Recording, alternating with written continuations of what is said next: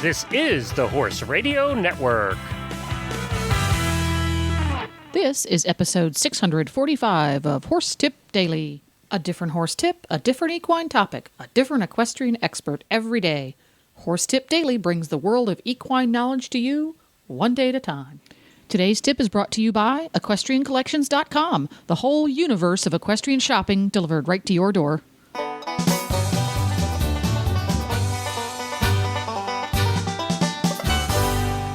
Greetings, Coach Jen, coming to you from the distractingly beautiful Ocala, Florida headquarters of the Horse Radio Network. Thanks for tuning in to Horse Tip Daily. Today's tip is about those easy keepers in our barns. You know, the ones who put on weight when exposed to the mere aroma of sweet feed. Find out how you can tell when your horse is indeed fat and the best tactics to combat the expansion. It is an excerpt from thehorse.com's weekly horse health report on the Horses in the Morning show, episode number 400. But before we get to today's tip, let's hear from today's sponsor, EquestrianCollections.com.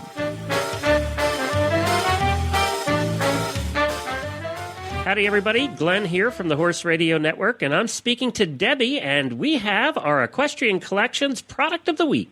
Well, you know, I wanted to tell you that this last week, it was so warm here in Northern Virginia, I was looking for a cool shirt, and I had completely forgotten about a brand that I think everybody needs to remember.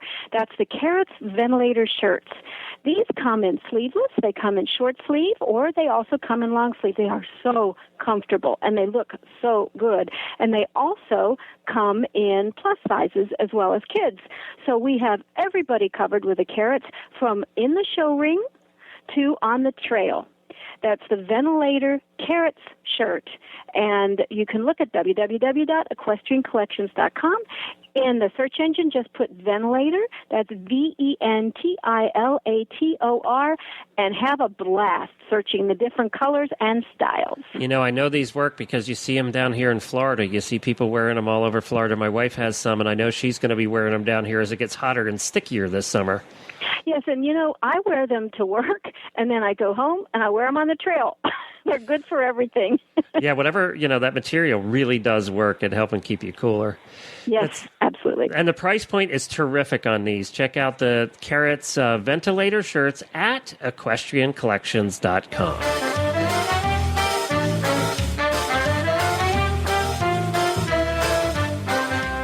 And now, on with today's tip.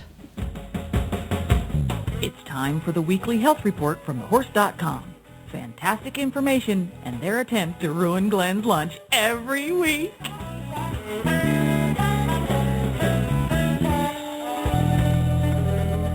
This may ruin Glenn's lunch in a different way, and I'll tell you why. Because today we're talking about obesity. Have a salad, Glenn.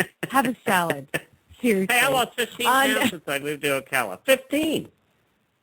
Really? Did you do that on purpose or just stress? I think you know what it is. No, you know what I think it is. I think I'm actually getting off my chair out of the office and doing stuff outside now that we live on this little farm. Well, that's the way to do it. I wish I lost weight on my farm. Haven't yet. I'll let you know. Okay, yeah, do that. Salad, Jamie, salad. Exactly, salad. We've got with us Michelle Anderson from The Horse. Good morning, Michelle. Good morning. I think it's probably the lack of hot browns in Florida. Do they have those down there? That's probably true. Yeah, there's not as much of that big, heavy Southern cooking down here as there was in Lexington. No. Now, we've also got Dr. Jones with us from Florida Equine. Dr. Jones, thank you for joining us. Good morning. We have to remember there's lots of fish down here, too, and fish is good for the diet to keep weight down. I'm a vegetarian. I'm screwed. Well, can't help you there. And I'm in the middle of the desert, so you guys enjoy your fish. I'm going to have, rattlesnake or something. Rattlesnake.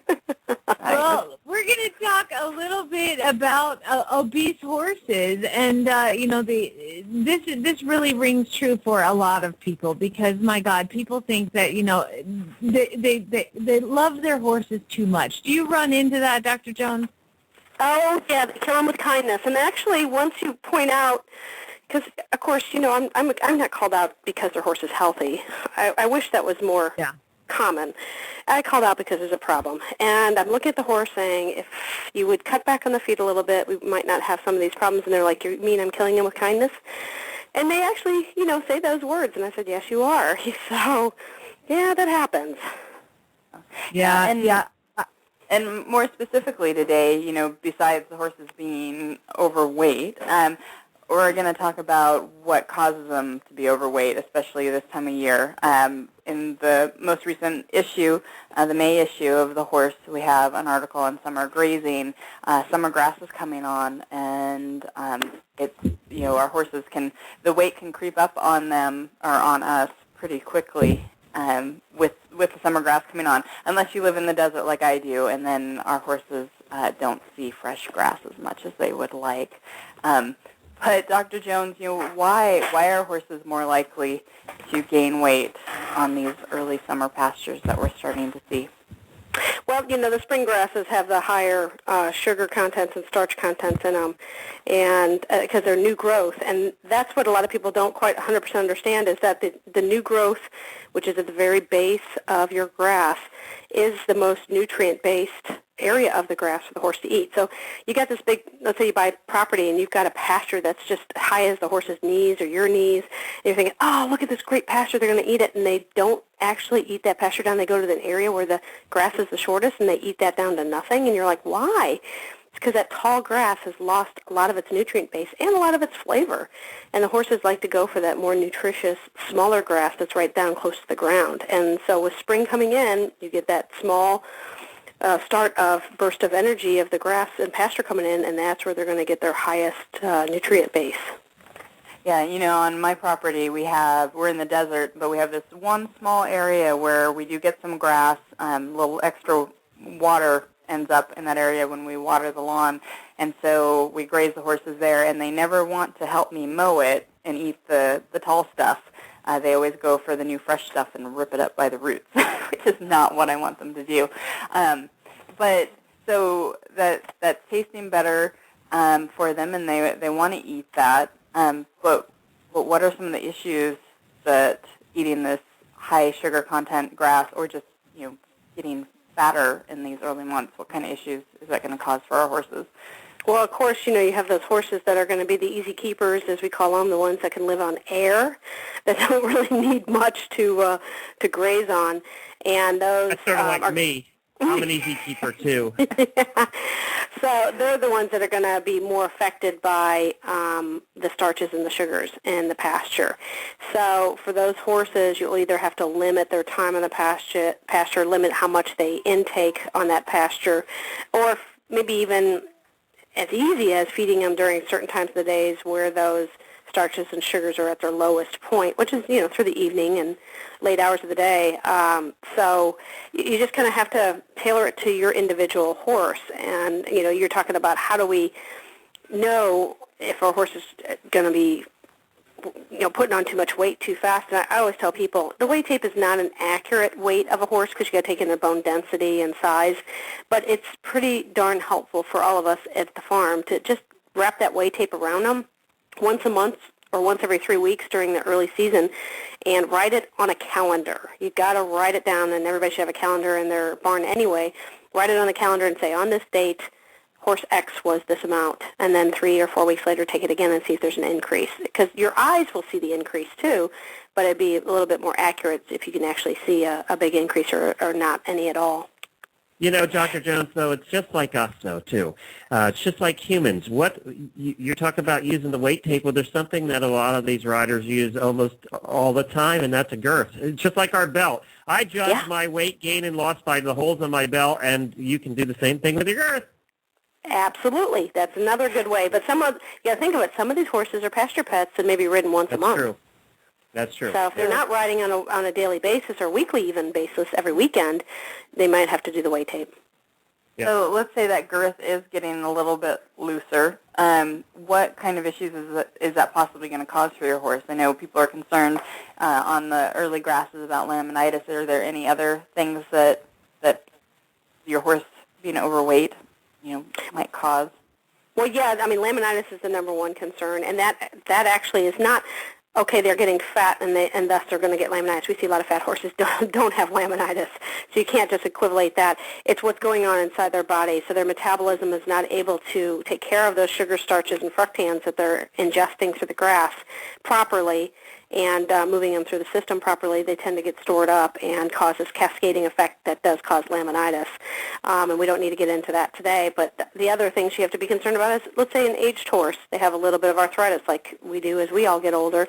Getting around with that extra weight is a little bit harder on those horses. So you want to consider that issue. Other health issues when you have these insulin-resistant horses, which is part of the cascading effect of the laminitis, is those insulin-resistant horses are similar to diabetics in the fact that they're going to be more prone to diseases, hoof abscesses, respiratory problems, things like that.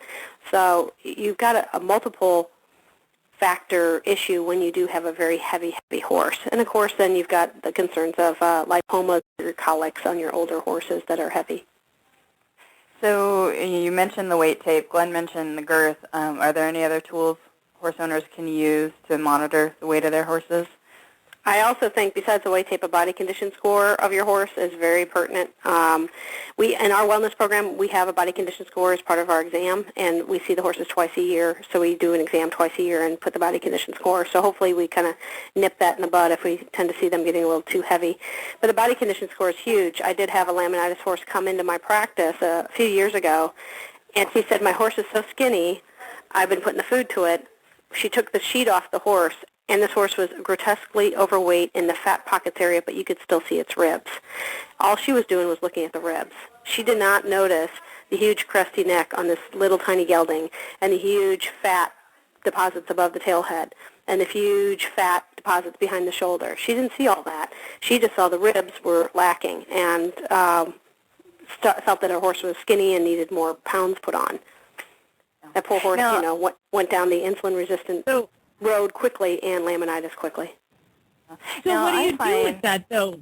Michelle, I'm sorry. What do you do about a horse like that? I mean, you're feeding it, trying to cover the ribs, and then obviously, she needed to look at her horse. But how do you disperse the weight to make the horse look better, or is it just something that that's just the way their body is? It's partly the way their body is. She does ride this horse often. She's a dressage rider, and she rides around 4 or 5 times a day. 4 or 5 times a week. And this horse was getting fit, but it was going to probably naturally have more than just a few ribs hanging for an athletic horse. It's going to be covered up by the saddle, so it's not a big deal when you go show. People are going to turn you in to the local authorities because you're starving your horse. But to you, it's going to be an uncomfortable feeling looking at that horse, but that is a much more healthier state for that horse.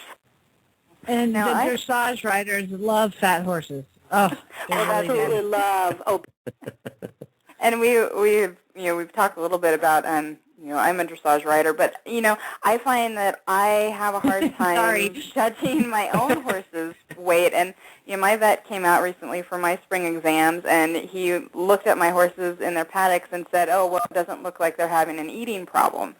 And so I think they look quite well. That's like telling your wife, "Did your butt get bigger?" I think he was being subtle, and I really don't believe I keep my horses on the heavier side. I think they're very fit and lean. Hay's expensive around here. I don't want to throw money at them, but how can the horse owner best judge their horse's weight? Are there any suggestions for that? Being objective. Dr. Jones? I think we lost Dr. Jones, actually. Oh. He just Jennifer will try and get her back. So, Jennifer will try and get her back. So, I'm going to answer your question. I'll answer your question. Okay, thanks, Jim. You wanted to know how to objectively look at your horse and decide whether they are fat or not. Now, here's the problem. Do you have your horse at your house? I do. Mm-hmm. Okay. See, that's the problem, is you stare at them every single day, but what you need is an outside person that is actually, somebody that, I'm sorry, I keep my horses very lean. They're event horses, my lesson ponies are fat. But my personal event horse, I keep pretty lean, and I'm constantly working on trying to add weight to him because he's a thoroughbred. But I think you need an outside person to come every once in a while, like your vet, to look at him and go, "Oh my God, dude, this is horrible. Your horse is so fat." Dr. Jones, yeah, the question was, how do you objectively look at your own horse? That's a good question. I have the luxury of a vet assistant that can also come in and step in and say, yeah, I agree or I disagree. So I actually do ask another professional or another person to give me their opinion. And I think it's helpful. It's like the idea of going to the gym. You're not going to go to the gym alone. Sometimes you need a friend to encourage you to go. I think you need a friend to encourage you to cut back on the food or add more grain. Yeah. So with my own horses, I have one that's a super hard keeper who takes a lot of fuel, and then I have my warm blood who is a really, really easy keeper. When I got him, he was actually on the edge of obese. And he barely gets anything, and the quarter horse gets this huge pile of hay, and the warm blood has to watch him eat, and it's very sad. So what I struggle with that because the quarter horse needs to eat several times a day, big meals, and the warm blood doesn't seem to need so much. How can owners like me with these easy keepers keep that digestive tract moving in their horses and keep the hay in front of them without them, or pasture, without them getting overweight? Good question. That is a fantastic question because, as you know, horses naturally are grazers all day long. So for them to continue to graze and keep busy is what's necessary for their mindset. And there are some options that you can do. And, of course, the newest thing, or not newest, but the most common thing that people do is put muzzles on these horses. And I'm sure some of the people out there listening right now are going, oh, my God, that's so horrible to do for the horse. But if you look at the alternative, which is laminitis or some sort of hoof abscesses one right after the other, or other problems that they may run down the line of having, the muzzle is not that bad. They still can eat. They just don't take in large quantities in one mouthful, and they are getting the satisfaction of grazing all day, which is a mental stabling type thing. The other possibility is your quality of your hays and your forages makes a big deal too. So maybe you're doing alfalfa for everybody, and you need to back off on the alfalfa and try something with a little less bang to it. But you do still have to balance their diet with a good hay and grain a couple times a day. We have coastal hay here in Florida. I'm not a huge fan of it, but the coastal hay is in the pastures, which my pastures are full of coastal hay.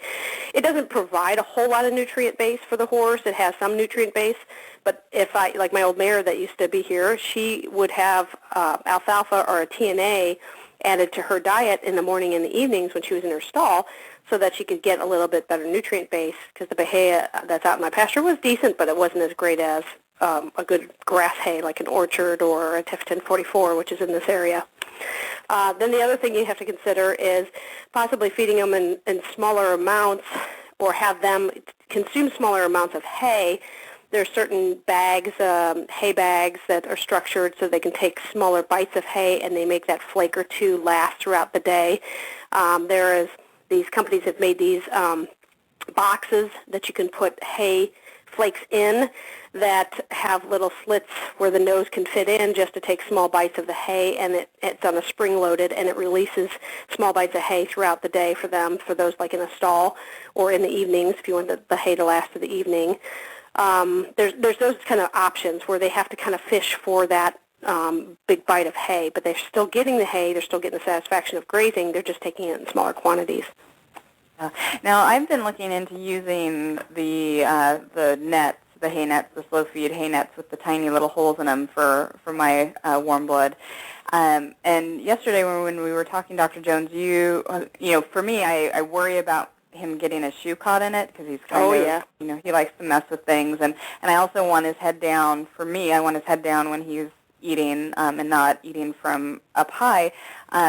So you had a trick that you had heard of And it's amazing what the clients will come up to, and I love listening to the clients' ideas because sometimes I look so smart when I walk to the next client and say, this is what you should do. But, I steal from my clients, just, I'll admit it right now. But this one client had taken the hay net, which is, a concern to veterinarians and horse owners that horses will paw and get their leg caught in the hay net. And some horses have actually eaten hay nets. But they put the hay net inside this other hay bag that had a small hole in the center, which I think we all know what that one looks like. And so it made those net pieces cross that hole so they couldn't put their entire mouth through the center of the hole, grab a big bite. They would have to pick around the nylon cord of that hay net and take smaller bites of the hay. So stuff like that, just some ingenious way of getting them to take smaller bites of hay but still get hay out of whatever contraption you make is what's best. Yeah, I thought that sounded super smart. I think that might be one I might try with Marathon because, like I said, he likes to eat, but he does need to get slowed down a little bit. So are there any issues health-wise, any risks with cutting back on calories and forage to try to take weight off too fast off your horse? Well, there's other products out there that we've used, prescriptions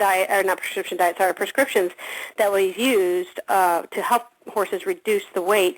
But when they get to that significant condition, like the one that walked into our clinic, laminitic with the big fat crusty neck and the fat pads in the back, the faster you get it off, the better, because that fat deposits are causing the big problems. And then after that, maintaining them is the key.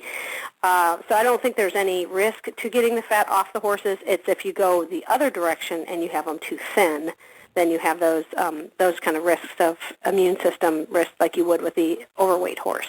So your goal is a body condition score of a 5 is what you want your horse to. And believe it or not, most of the time my horses that are heavy, it's because they're weekend warriors and they're ridden maybe once a month. They're just not, and they love their animals and they love their pet and they overfeed them and they're feeding extra treats and maybe some extra of that alfalfa hay to that horse when they go out and visit with them at 8 or 9 o'clock at night. And they probably really don't need it at that time. They probably just need to rest, take the night off, and then they can start eating their hay or grass the next day. So riding them more, and that's what I love telling my clients. I have to give you a prescription that tells you have to ride your horse more. Isn't that horrible? And I ride mine, 5 days a week pretty intensely, and I can't imagine what he would look like if he didn't get ridden. Absolutely. So I guess I better keep at it. So, but you mentioned the body condition scoring on thehorse.com. We have a body condition score chart that can help owners out doing that to recognize the signs that maybe their horse is getting a little too chubby. We also have a video on there. If you go into the search bar when you go to thehorse.com and search for body score, it comes right up at the top. Video will take you through how to objectively look at your horse and score it with the body condition scoring chart. And then we also put the chart up on Facebook. So if you go to our Facebook page, it's right up there with this morning's posting. So. And I'm going to ask for one more thing. Would you mind putting up the Dairy One Forage Lab's phone number so people could look into that? The reason for that is people can test their hay and their pastures at this forage lab, and they can let them know how high the starches, sugars, and fructans are in that pasture, in that hay, and they can start tailoring those very overweight horses to better times of the day to graze, or maybe change up your hay a little bit or minimize how much hay they take. And I highly recommend people look into that too. Okay. Yeah, that grass is sometimes a little bit like candy. At least that's what my horses think. So, well, thank you. You guys, thank you very much for coming on and talking about this. I certainly hope that that Glenn, were you paying attention? What was that again? I'm sorry, I couldn't hear you. I was having technical difficulties here, and actually, Beaker's looking really good because he's not getting that Kentucky green grass all the time now. He doesn't have to have his muzzle on. And he's just getting hay here, and now he looks terrific. And now I can feed him extra, and Jennifer won't even notice. Oh boy. My little green patch that I have it fenced off, and I started my horses out 20 minutes a day, and I worked them up to an hour a day, and within a week they started looking even fat to me. So it really, that grass really does something. It's something else. It's Snickers bars, I'm telling you, between the green grass and out here in Arizona in the desert, they grow this alfalfa that, oh my gosh, gorgeous. it is to die for. Oh my God, it's gorgeous. It gets shipped here. It's gorgeous. Yeah, it comes from the west, and it gets shipped to the east. And I remember seeing it in Georgia going, oh my gosh, that's such beautiful alfalfa. You know how much I feed to my horses? Zero. Zero, zero, zero. Not one horse on this whole property gets a flake of alfalfa. My little skinny guys get some alfalfa pellets, but otherwise, that stuff is like crack to horses. I'm not kidding you, Dr. Jones. I had some bales of that along with my hay pile, which was next to my buckets of grain, and a horse got loose, went over there, and he did not eat the grain. He did not eat the grass hay. He sat there and ate the alfalfa. Oh, it is. Okay. It is. It's like I think your comparison of the Snickers bar is a good idea because it's very high in sugar depending on when it was cut. And I think, Michelle, you mentioned it last night, and the fact that your horses get out there and they eat that beautiful grass, and then they're like comatose. And they're having that sugar high and then the drop, like you would after you have candy bar. You know, you want to just go to sleep. And they're the same way. Their bellies are full. They're just moving everything along, and now, you know, they have that little high of the sugar and then the drop off. Yeah. Well, my boys, I keep them in separate paddocks, and they play and buck and run and mess around with each other over the fence on their dry lots. And, you know, I turn them out together in this little paddock, and they have yet to realize that they're actually together on the grass because they're so busy eating. And then I drag them back to their paddocks, and they kind of stumble back after they've been out there. They're still in bliss. They're in bliss after having the green grass. So this whole segment's making me hungry for lunch. And that being said, to listen to more of the Horse.com's tips, just go to horsetipdaily.com and go to the experts drop-down menu on the left. If you love listening to Glenn the Geek and Jamie putting in their 2 cents on horse health topics, tune in to Horses in the Morning on Wednesdays at 10 for your weekly fix of the up-to-the-minute horse health information. You can also go to thehorse.com and find the motherlode of horse health information covering pretty much every topic imaginable. Don't forget, support our sponsors here on Horse Tip Daily because they make these podcasts possible. And they also have really awesome Carrots shirts. Today's podcast has been brought to you by EquestrianCollections.com, where you can find the Carrots ventilator jersey, the chosen shirt for Ocala riding, so you know it works. Please stop by the Horse Tip Daily Facebook page and let us know what you think of the tips you hear on the show. It's also a great place to tell us about topics you'd like to hear us cover on the show.